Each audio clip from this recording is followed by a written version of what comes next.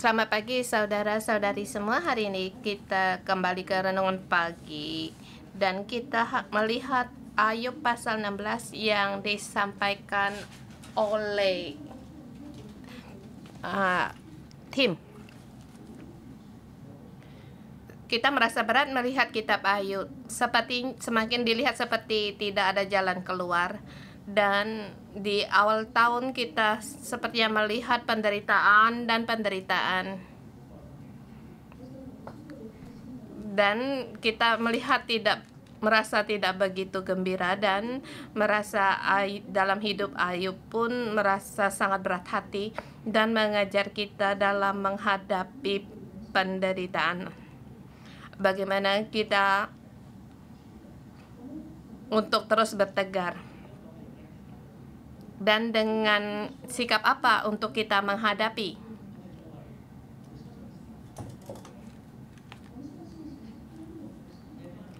Saya percaya pada Tuhan, kita sebagai orang Kristen dalam menghadapi penderitaan, di manakah Allah tahun 2023-4 baru dimulai beberapa hari. Di dalam telepon saya dapat message yang sangat negatif, dan juga dalam berita mungkin kamu sulit untuk percaya Jepang akan menghadapi perkara bencana alam. Dan kita pun mengerti di tempat lain Jepang menghadapi gempa bumi, dan juga ditambah dengan 2 pesawat yang saling tabrakan. Dalam melihat keadaan kedemikian sangat mengagetkan, hal yang tidak mungkin terjadi, sebab Jepang adalah negara yang aman, tetapi pada saat mendarat 2 pesawat saling tabrakan.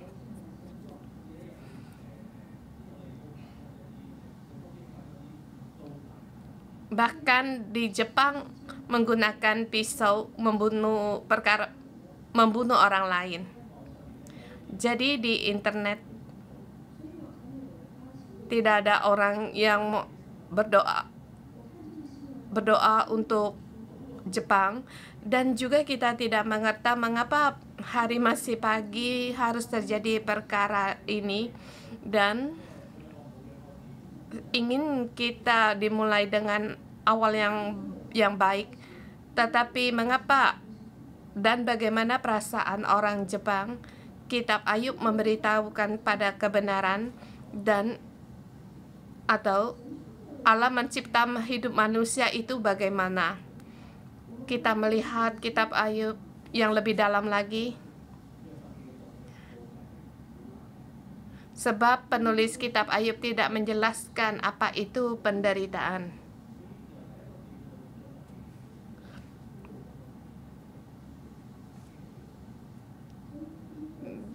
Dari awal sampai akhir tidak dikatakan Ayub mengapa harus menghadapi penderitaan ini. Kita boleh mengatakan antara iblis dengan setan, pembicaraan mereka melihat Ayub, kalau tanpa berkat ini apakah dia tetap percaya kepada Allah. Tetapi bagi Ayub, mengapa harus aku? Begitu banyak orang di bumi ini, mengapa yang kaya, mengapa harus aku? Mengapa harus aku? Mengapa dengan cara demikian terhadap aku? Dan akhir di kitab Ayub pun Allah tidak menjelaskan. Dan nanti pada di renungan pagi kita lebih menjelaskan lebih detail. Kitab Ayub melihat cara manusia atau rancangan manusia dalam menyelesaikan penderitaan, tapi semakin membuat orang akan lebih lagi menyakitkan. Seharusnya menghibur Ayub, tapi malah menyakitkan dia. Seperti kita melihat pembicaraan sahabat-sahabatnya. Jadi kitab Ayub meresponkan kita, Allah menciptakan hidup manusia itu bagaimana. Ada kalanya penderitaan itu adalah satu rahasia. Atau di dalam hidup manusia terjadi sesuatu itu adalah suatu pertanyaan atau rahasia. Tetapi saudara-saudari yang mengenal Tuhan seperti Ayub tidak dapat mendapatkan jawaban yang memuaskan, dan juga penjelasan tidak akan memulihkan atau mengurangi penderitaan saat itu. Jadi Ayub menyerahkan Allah menciptakan hidup manusia. Poinnya bukan menjelaskan mengapa ada penderitaan, tetapi mengajarkan kita dalam penderitaan bagaimana kita melewati hidup kita. Dalam tema di ayat 16, pasal 16 dari ayat 2 ayat agak panjang.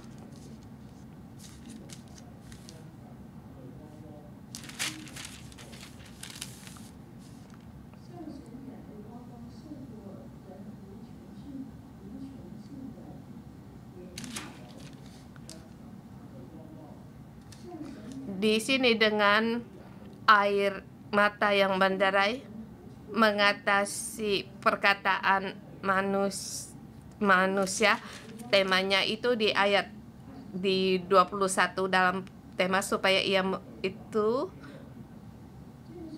antara perkaraan antara manusia di ayat 20 ya. Menghadapi pencemoohan sahabatnya, yaitu mengadahkan sambil menangis, mataku menengadah sambil menangis. Di situ ada mengadah atau menadahkan sumber air. Jadi di situ curahan hatinya terhadap Allah.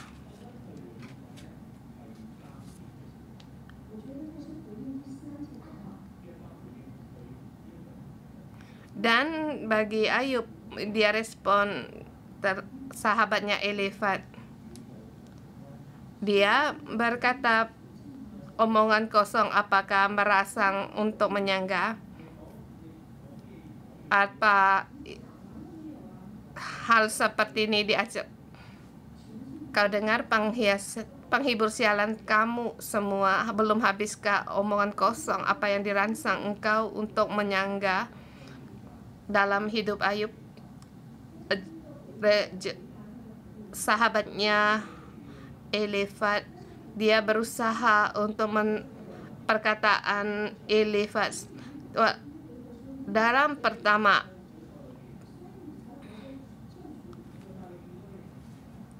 berkata kamu berdosa sehingga menghadapi tapi Ayub berkata aku tidak bersalah,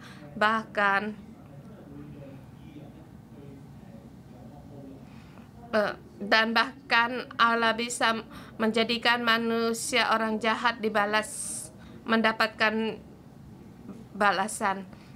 Jadi kita melihat jawaban Ayub menjawab dari sahabatnya Elifaz. Dia sangat berpegang pada penjiraan manusia untuk berusaha menjawab dan menerangkan. Tetapi sekarang kita di dalam tahap yang kedua.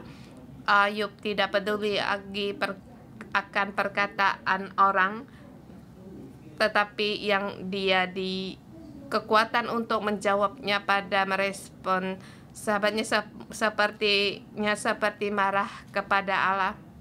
Kita mulai melihat Ayub, dia mulai seperti ada sedikit perubahan agar pagi hari ini kita pun bertanya pada diri kita sendiri, apakah kamu dengan sekuat tenaga untuk menjawab perkataan orang lain, berpegang pada perkataan orang untuk menjawab seperti Ayub seperti terhadap Allah. Ayat 1 sampai dengan 5.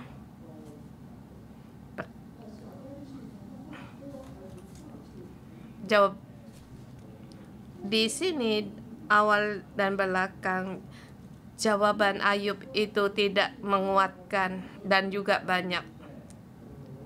Jadi Ayub pun tidak basa-basi lagi untuk merespon poin dari Elifas, tetapi di hal itu telah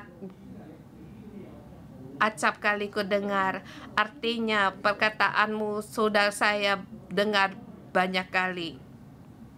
Penghiburan sialan kamu semua di tes asli.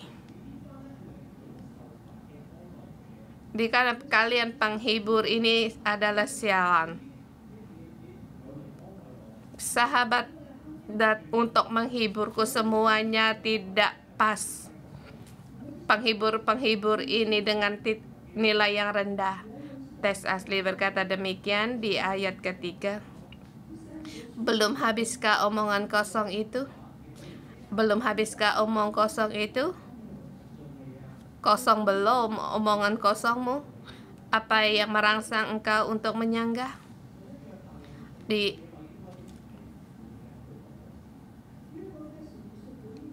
Ayub tidak lagi merespon pembicaraan di ayat 4 dan 5, satu perkataan yang dikatakan, kalau aku adalah kamu maka aku akan menghibur orang dan aku tidak akan berkata demikian.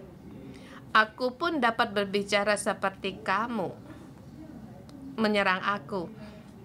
Seperti kata-kata yang seperti angin atau kata-kata penalan, saya pun bisa untuk berbicara demikian, tetapi aku tidak akan berkata demikian. Aku pun dapat berbicara seperti kamu. Sekiranya kamu pada tempatku, aku akan mengubah kata-kata indah terhadap kamu dan menggeleng-gelengkan kepala atas kamu. Kalau Elifas kamu seperti keadaan Ayub, aku pun bisa berkata sepertimu. Tetapi kiranya aku akan menguat hatimu dengan mulut dan tidak menahan bibirku mengatakan belas kasihan.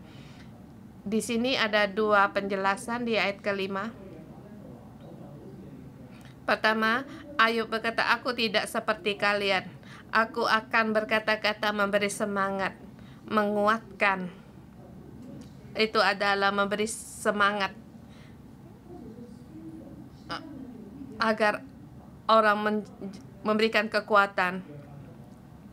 Di sini penjelasan Ayub berkata yang berbalik, yang mengatakan kamu kira perkataan bisa menguatkan orang lain.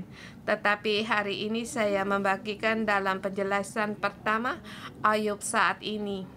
Dia sangat ingin berkata sesuatu, yaitu aku ingin kalian sehati, bukan belas kasihan, sehati hati perasaan, yaitu perasaan belas kasihan yang tinggi. Dia merasa sahabatnya hanya belas kasihan padanya. Kamu sangat kasihan, tetapi sesungguhnya Ayub tidak membiarkan dia. Atau kamu mengaku segala dosa kamu bisa lepas bersamaan waktu. Belas kasihan. Kalau dia seperti kalau Ayub, aku berdiri di pihak yang tinggi melihat dia. Kamu sangat kasihan. Kamu berbuat demikian maka akan maka setelah kamu berbuat demikian, kamu maka bersama dalam keadaan yang tinggi keadaannya. Dalam tes asli sympathy atau belas kasihan.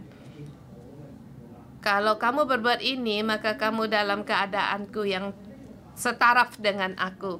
Tetapi apa yang dikatakan Ayub? Kalau aku seperti kamu sebagai penghibur, aku akan menguatkan hatimu. Ini adalah perasaan seperti perasaan sehati, yaitu aku berjalan bersama dengan penderita sama tingginya. Kalau dia kalau dia ada lubang, maka aku naik mendaki gua itu bersama dengan dia untuk bersama merasakan perasaannya. Mengapa sedihnya tidak bisa berhenti? Aku dengan perasaan untuk merasakan penderitaan orang lain, dan belas kasihan itu adalah menggunakan akal atau penalan untuk menyelesaikan perkara dalam merespon. Kita melihat mengapa teman sahabatnya tidak ada gunanya, sebab mereka berdiri dalam tempat yang tinggi dari segi keagamaan untuk menjawab orang lain, merespon orang lain. Tetapi Ayub ayat kelima itu, keempat dan kelima, yaitu sehati dalam menghadapi penderitaan. Seperti Yesus Kristus, dia tidak seperti orang Farisi. Orang Farisi, dia setiap orang seperti orang Farisi. Kamu tidak berdoa, baiklah kamu banyak berdoa. Kamu tidak bisa melakukan hukum ini, maka lebih banyak lagi berdisiplin. Kamu tidak bisa menolong aku tidak berdaya untuk menolongmu. Itu sikap dari orang Farisi. Tetapi Yesus Kristus, dia dalam sehati terhadap seperti sahat terhadap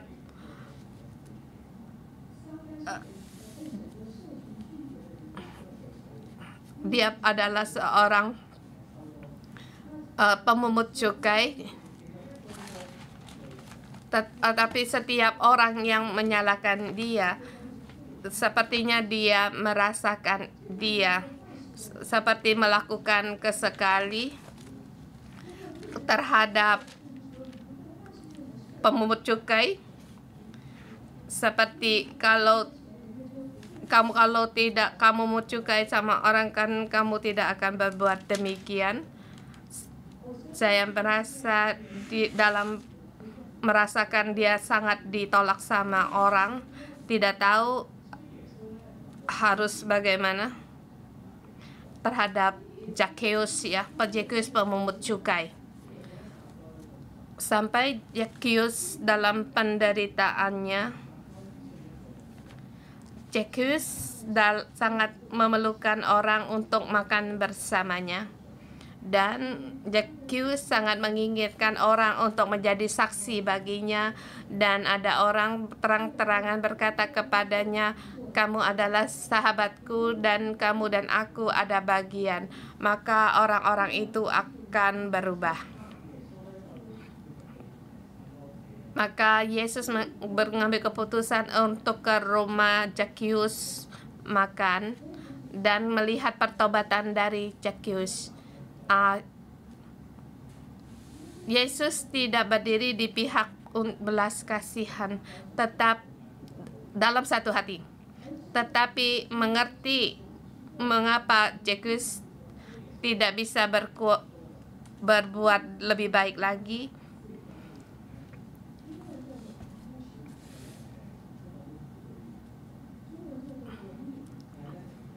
Yesus punya hati belas kasihan untuk menolong orang menderita, untuk mengatasi penderitaan orang lain. Dalam kitab ayat kita pun untuk mengingatkan kita sebagai penghibur, dan kita pun bertanya pada diri kita sendiri sebagai ketua sel yang lama, atas ada gembala musuh cukup lama dan juga memiliki perkara yang lama dari tahun pertama sampai tahun ke-10 hampir juga sama.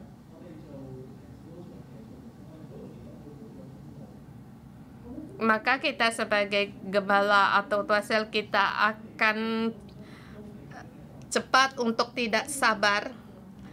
Bertahun-tahun masih demikian. Kamu jangan lagi takut, jangan lagi tidak percaya diri, jangan lagi untuk berpikir yang negatif.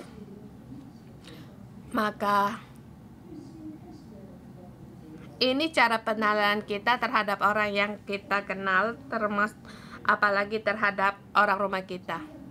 Sangat sulit untuk menghentikannya, tetapi kita harus mencontohi Yesus Kristus untuk melepaskan segala perasaan kita, yaitu untuk masuk dapat merasakan perasaan dalam penderitaan orang lain, kesusahan orang lain, untuk kembali memahami mereka. Dan di poin yang kedua, ayat 12 sampai dengan 16, tangisan dalam penderitaan, seperti setiap pasal itu ada, menyatakan Ayub begitu menderita. Di ayat ke-6 dikatakan, tetapi bila aku berbicara, penderitaanku tidak menjadi ringan. Dan bila aku berdiam diri, apakah yang hilang daripadaku?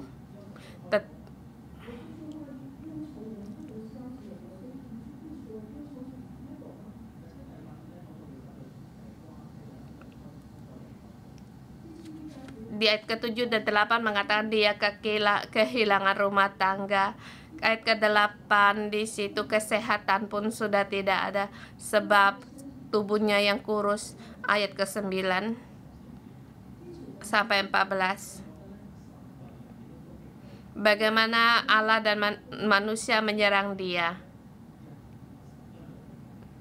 Langkah sampai dia merasa manusia dan Allah pun sebagai musuh baginya. Di ayat 9 dikatakan murkanya menerkam dan memusuhi aku. Lawanku memandang aku dengan mata yang berapi-api, dan seterusnya. Tapi di ayat 12 dikatakan, aku hidup dengan tentram, tetapi ia menggelisahkan aku. Allah yang hidupku yang tentram, tapi semuanya diremukkan oleh Allah, agar kemudian ditangkap, tekuk dibantingnya, menjadi sasarannya. Dan 17 seluruhnya itu membuat dia seluruhnya putus asa. Di ayat 15 dikatakan kain kabung telah kujahit pada kulitku. Kain kabung pakaian yang dipakai pada saat belasungkawa. Dan sekarang dalam hidupku selamanya dalam berkabung, dan kujahit kain itu pada kulitku. Bahkan mukaku merah karena menangis, bulu mataku ditudungi kulit kelam pekat. Ini adalah arah pada kematian. Aku melihat kematian tidak jauh daripadaku. Ini penderitaan orang yang bisa melihat keadaan yang demikian. Sebab dalam penderitaan manusia tidak melihat artinya. Kamu sulit berkata, orang yang lagi menderita berkata, penderitaanmu apa artinya? Dan orang di sebelahmu pun tidak dapat melihat.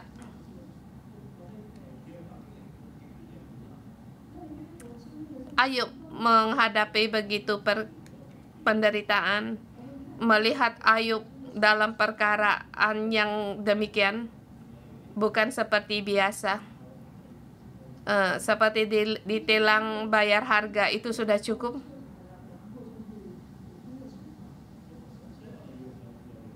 Jadi kita harus dengan hikmat untuk melihat. Aku adalah orang yang membaca sejarah. Saya sangat ingin agar orang bisa melihat apa itu penderitaan. Adakah kalian berpikir orang Yahudi menghadapi penderitaan yang sangat besar? Kitab Ayub dibagi dengan mereka tak ada artinya. Kalau kita berpikir, kalau kita suatu hari orang Hong Kong atau orang Cina atau dunia menghadapi penderitaan yang sangat besar seperti yang kita alami waktu pandemik, kita pun harus punya pandangan seperti Allah melihat penderitaan. Kita tahu sebelum seberapa lama di tahun Masehi 80 sebelum Masehi, Yahudi menghadapi pembinasaan sukunya, dan juga orang Jerman yang membinasakan orang Yahudi. Ini sejarah yang besar karena orang Jerman menggunakan yang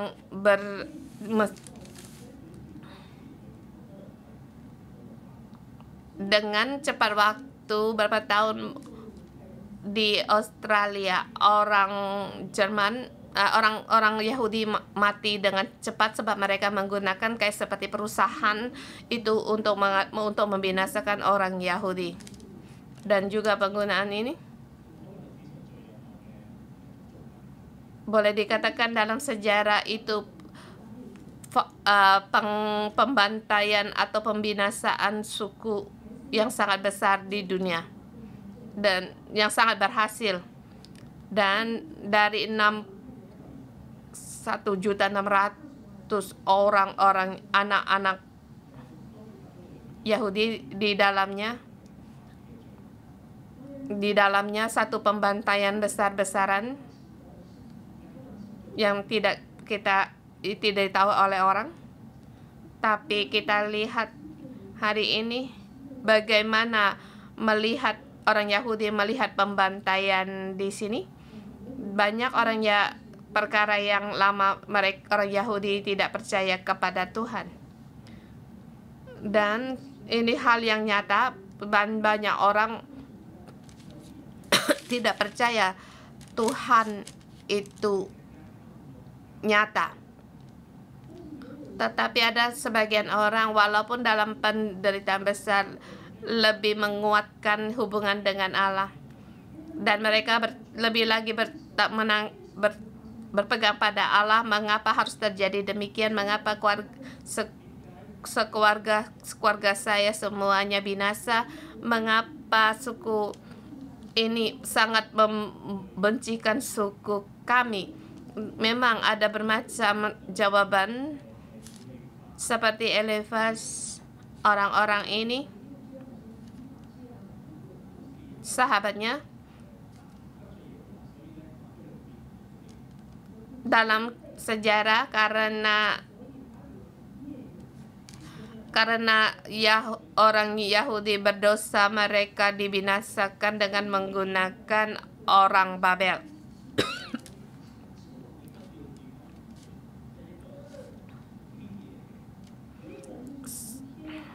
Seperti hukuman dari banyak nabi yang percaya seperti hukuman dari surga. Dan sebagian orang menggunakan cara penyembuhannya sendiri, bukan Allah untuk pilihan untuk ini, bukan pilihan orang Yahudi atau orang Jerman. Maka terjadilah hal ini karena akibat dari manusia dan juga sebagian kaum seperti Ayub. Mungkin saya seumur hidup tidak bisa menjelaskan mengapa perkara ini terjadi. Sebab penderitaan itu adalah satu pertanyaan atau rahasia. Ada penderitaan bisa dijelaskan, ada yang tidak. Dan poinnya, kita dari menjelaskan, kita balikan bagaimana untuk hidup.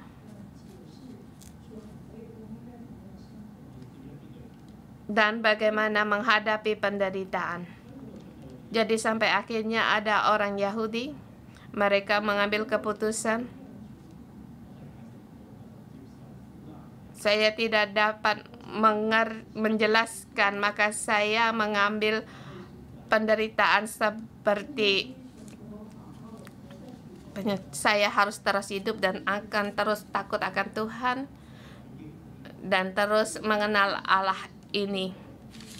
Ini adalah semangat dari kitab Ayub. Sampai Ayub pada akhirnya dia menemukan, aku harus lebih dalam lagi mengenal mengenal Allah. Jadi saya sangat memberikan semangat untuk saudara-saudari yang sedang menghadapi penderitaan. Mungkin saat ini kamu lagi sakit, lagi depresi, atau dalam keadaan ekonomi yang sangat sulit, atau kamu banyak masalah menghadapi penderitaan yang sangat besar. Saya memberi semangat untuk kalian menangislah seperti Ayub. Seperti di ayat ketiga, ayat 17 sampai dengan 22.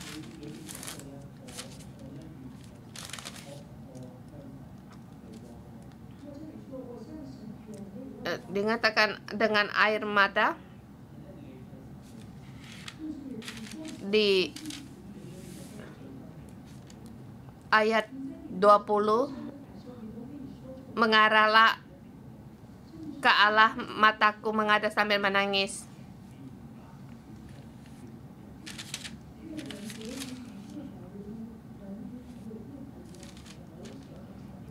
Seperti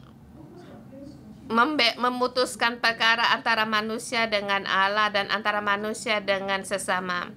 Saya ingin membela perkaraku dengan Allah, seperti saya ingin seperti membela perkaraku dengan sahabatku.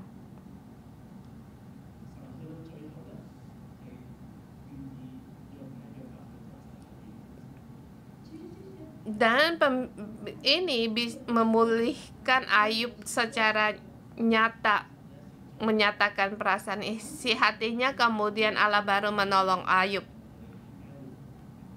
Sampai pada akhirnya Allah bertanya pada, mengapa kamu berperkara dengan aku, membela perkaramu dengan aku? Maka memang Ayub memerlukan hal ini untuk dimengerti. Ayat 18-19 di situ dikatakan, hai bumi, janganlah menutup darahku, dan janganlah kiranya teriakku mendapat tempat perhentian.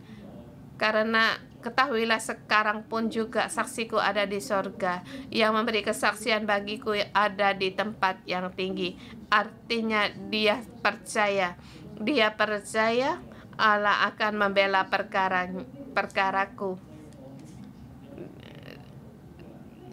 Di hadapan sahabatku memberi kesaksian bahwa aku tidak bersalah, dan juga akan menjadikan saksi bahwa dalam penderitaan ini bukan diakibatkan dosa-dosaku yang ditambahkan bagiku. Ayub punya kepercayaan demikian, bahkan kekuatannya dia selaras dengan Allah.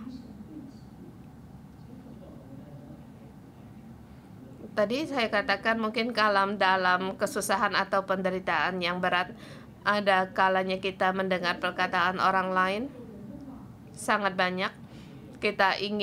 Pada saat kita ingin berpegang pada jawaban, ini adalah perkataan manusia. Kita jangan terjatuh dalam respon untuk merespon orang lain, mendengar perkataan orang saat ini, apa pembicaraan mereka kepada kita.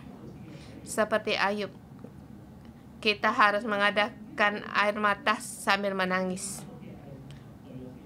Ada apa yang kita arahkan kepada Allah? Seberapa nyatanya beritahukanlah kepada Allah, seperti Ayub. Seperti perkataannya tidak tepat dalam keagama, tetapi Allah pun bisa terima, sebab Allah sangat berkenan bagi orang yang jujur, yang jiwa yang saleh dan jujur. Dan memberi semangat untuk kalian, kita jangan berpegang pada perkataan orang lain untuk merespon perkataan orang lain sehingga kita lupa untuk sejajar dengan Allah. Pada saat kita semua integras dengan Allah, atau kita akan mendapatkan penghiburan yang besar. Mari kita bersama menyembah Tuhan. Ya Bapa, kami memandang Engkau, tertuju pada Engkau. Kami mau menghadapi segala perkara untuk mencurahkan isi hati kami kepada Engkau. Mohon Engkau tolong kami.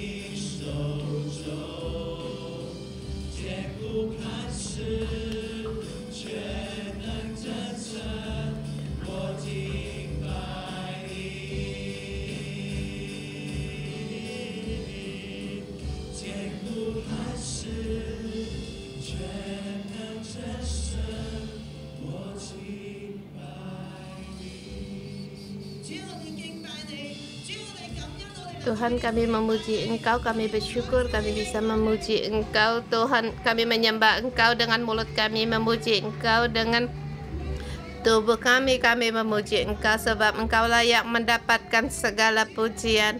Tuhan, hidup kami satu-satunya. Kami bersyukur dan kami berterima kasih, baik kami di tempat yang tinggi atau titik terendah, tapi Tuhan, Engkau menyertai kami, Engkau yang menghibur kami, Engkaulah gunung batu kami dan keselamatan penolong kami. Mari bersama kita memuji Tuhan dengan rasa takut kagum kita kepada Allah. Kita menghitung dengan suara kita untuk memuji Tuhan Allah kita.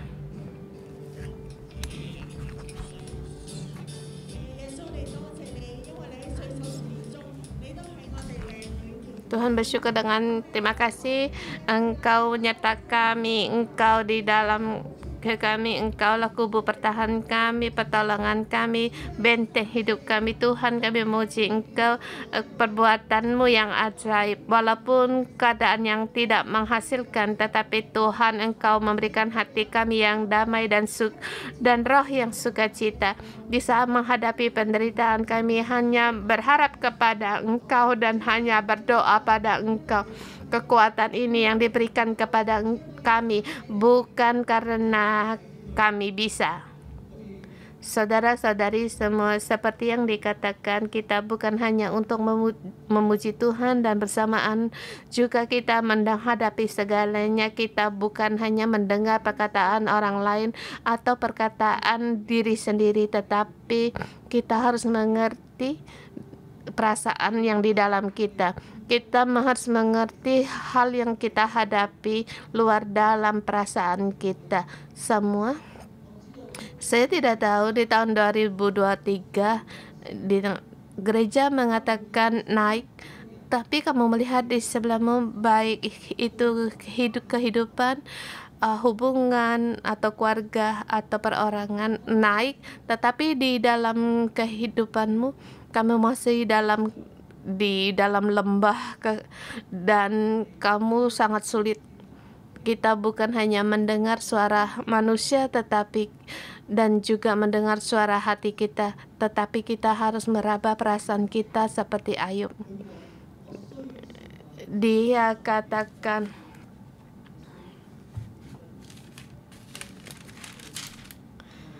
hal belum habiskah omongan kosong, dan apakah banyak dengan banyak bicara akan penderitaan ini akan mendapatkan perhentian? Atau kita bisa menggunakan kata-kata kita untuk mungkin karena kamu bersusah hati, kamu sebatang kara, seperti kata Ayub, tapi bila aku berbicara, penderitaanku tidak menjadi ringan. Segala penderitaan yang kamu rasakan, mungkin itu kesusahanmu tidak dimengerti, atau kamu merasa tertekan, bahkan yang bersamamu, pendampingmu, orang tua, dengan sesama terhadapmu. Kata-kata yang menantang kamu. Di saat ini, kesusahan di dalam hatimu kamu beritahukan, jangan menekan hatimu. Raba perasaanmu, saudara-saudaramu, seperti Ayub perasaanmu. Bagaimana Ayub menyatakan perasaannya terhadap Allah, seperti ditangkap Allah, digoyak oleh Allah, seperti dibanting, diremukkan, seperti ditancap oleh panah, bahkan segala kepahitannya pun dia katakan.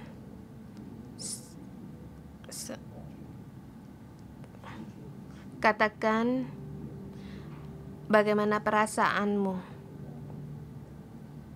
Dia Allah penghibur. Dia mau membawa kita keluar dari penderitaan, dari yang menyedihkan. Kalau kamu bisa mengatakan satu hal yang sangat menyusahkan hatimu, seperti orang yang menampar aku, seperti aku dituduh-tuduh, aku merasa malu, aku seperti tidak berdaya, aku merasa malu kalau diberitahukan. Maka selangkah demi selangkah kamu akan mendapatkan kebebasan. Kalau hari ini kamu mengingatkan satu perkara mahal ini, seperti ditangkap orang, diikat orang, tidak bisa keluar. Dengan gambaran ini menyatakan hidupmu, kesusahanmu,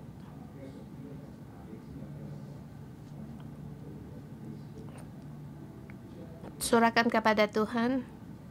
Masa lalu 2023, hal yang merasa yang belum diselesaikan, yang menyusahkan hatimu.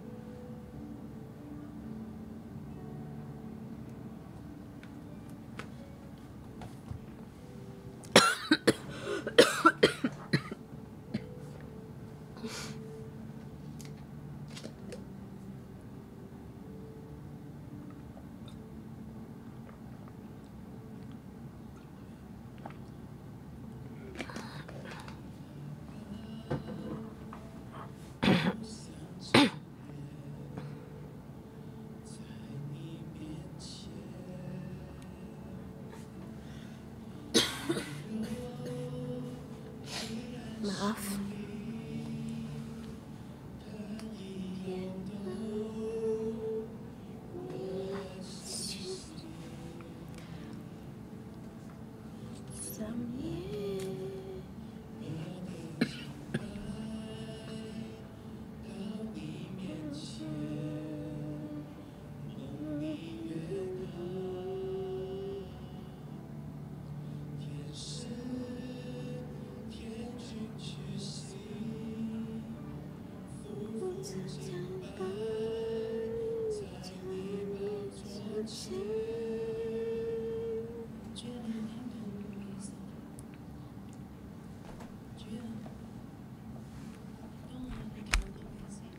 Tuhan, pada saat aku dalam melayani bertahun-tahun,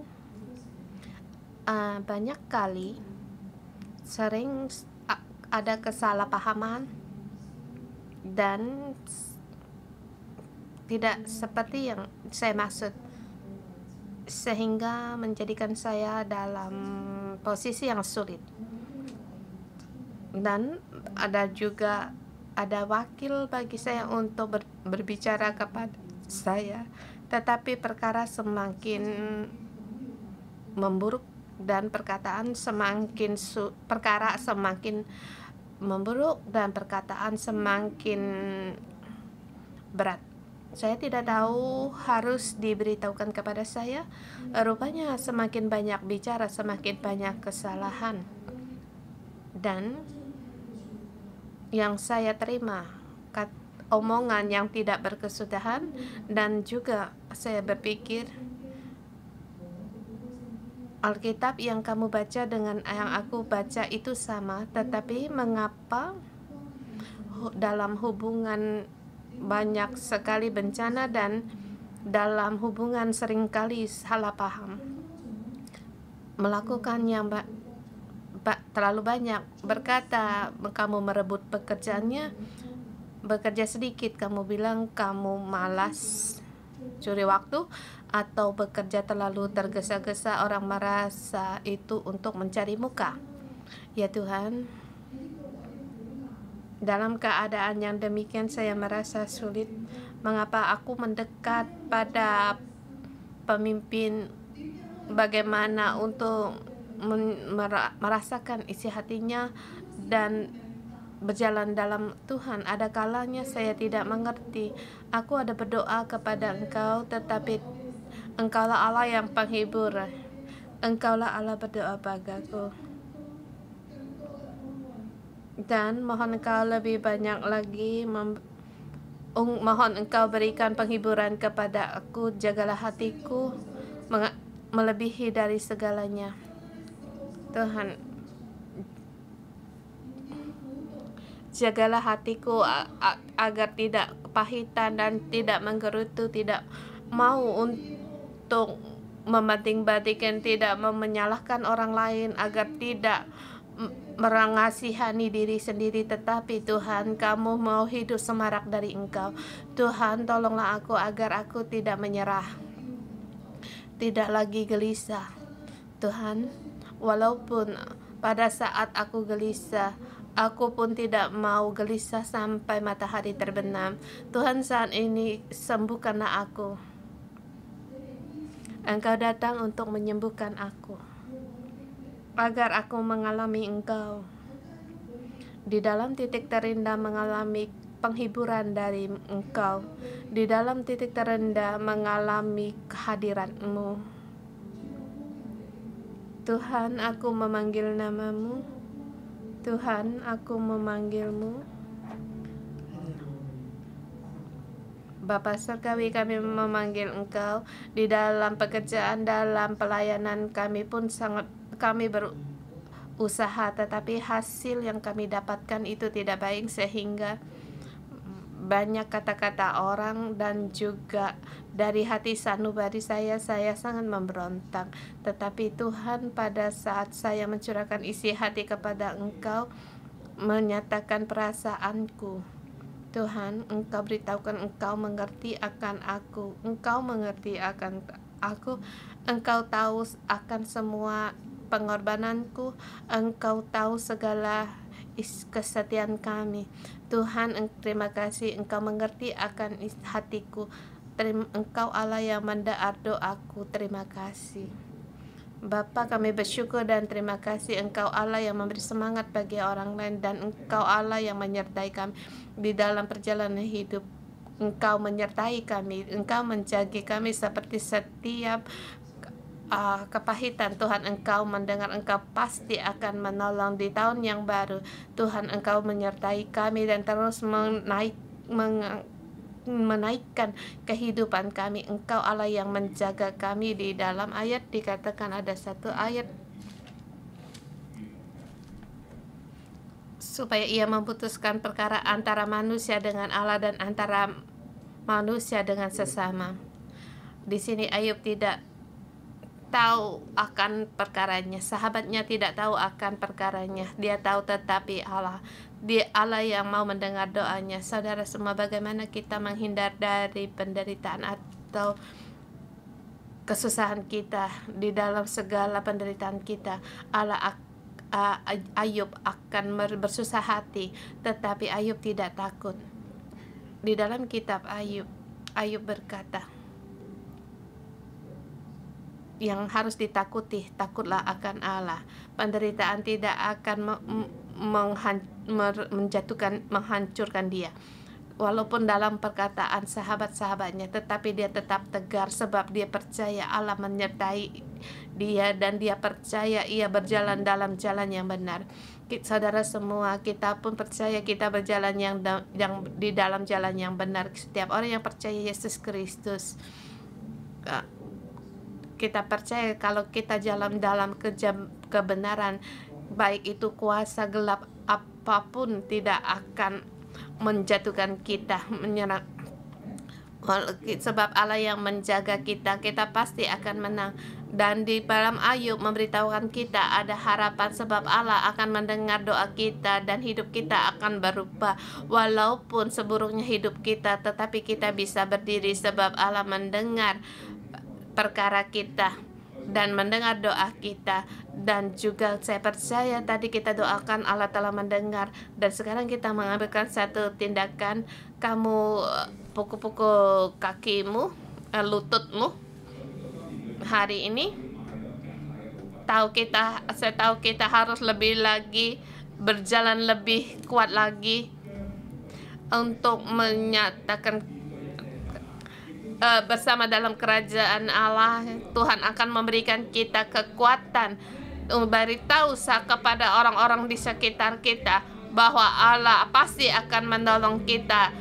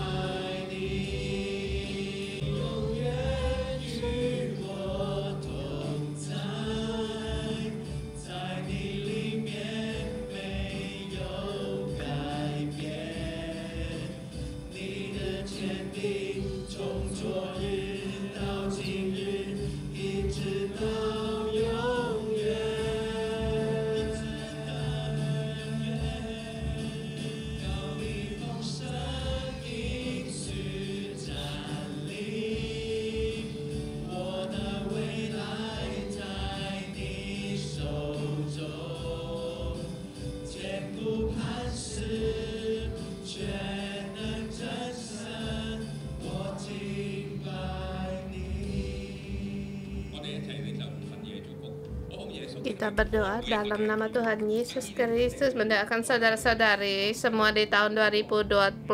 Walaupun kita mendengar banyak berita yang tidak baik, tetapi Allah, Engkau menyertai kami. Engkaulah gunung batu kami. Engkaulah pasti akan menguatkan setiap saudara-saudari kami dan dalam jalan yang benar, untuk terus maju berjalan dalam nama Tuhan Yesus Kristus. Memberkati saudara sendiri dan saya sendiri.